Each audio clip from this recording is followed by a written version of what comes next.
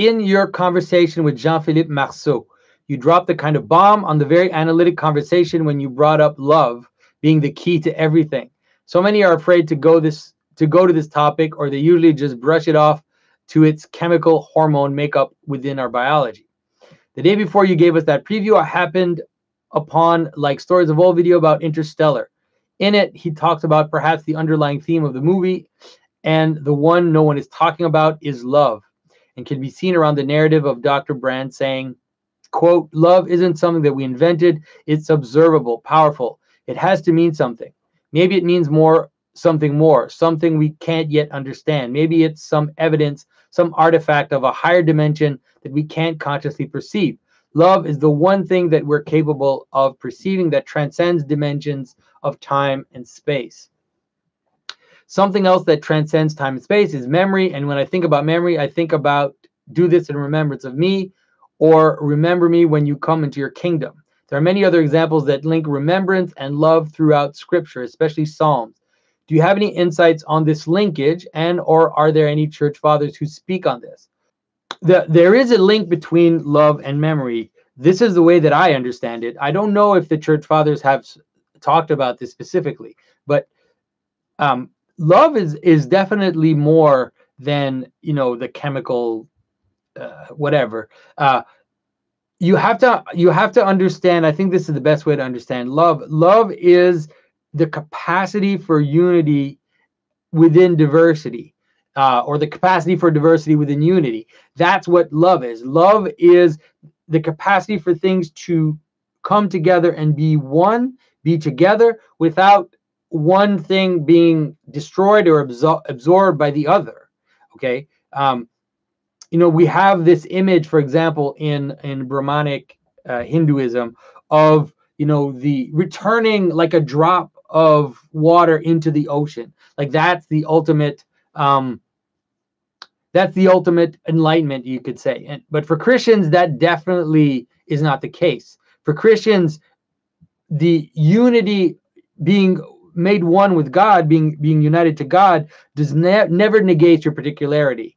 Rather, it makes your particularity shine with the grace of God. It makes your personhood, you know, become a form of glory of God. And so that's the transformation that occurs. But we are not absorbed into God.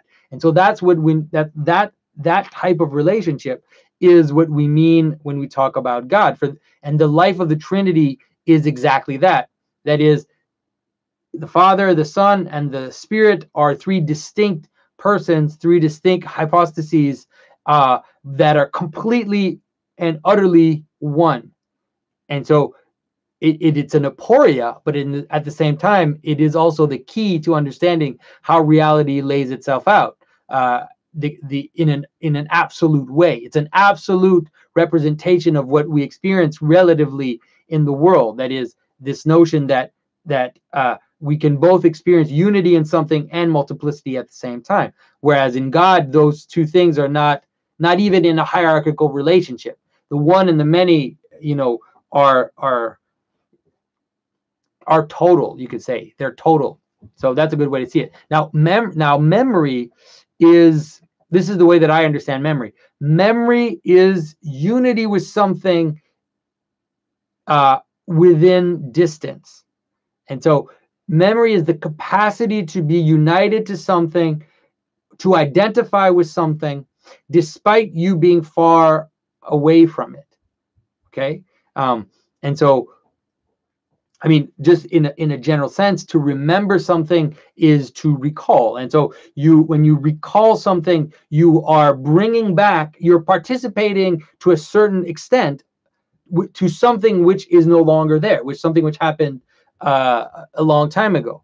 And the same thing with someone who would be far away from you. You don't have them in your presence, but then you can remember them even if they're far away from you. Now, once that type of memory is brought, you know, to a higher level, you could say, is brought into God, or is brought to a higher level, then it becomes a kind of it becomes the possibility of participation in God.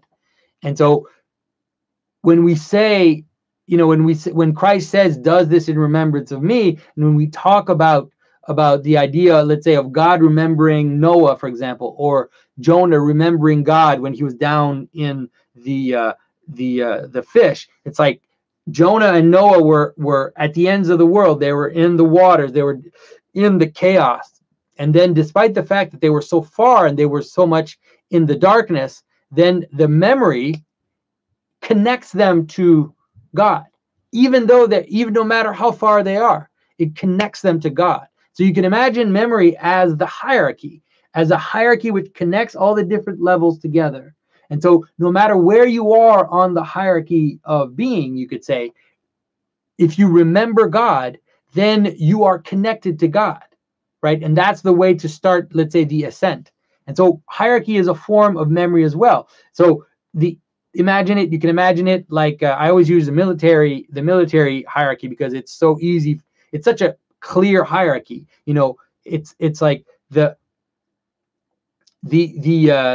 soldier who's digging the trench is acting, you could say, in memory to the commander who gave the order to take this field or whatever. And so he's acting he's far away from that main order, but as he's doing this particular thing, he's doing it in memory of what he received. He's doing it being connected to the source of the multiplicity of his actions.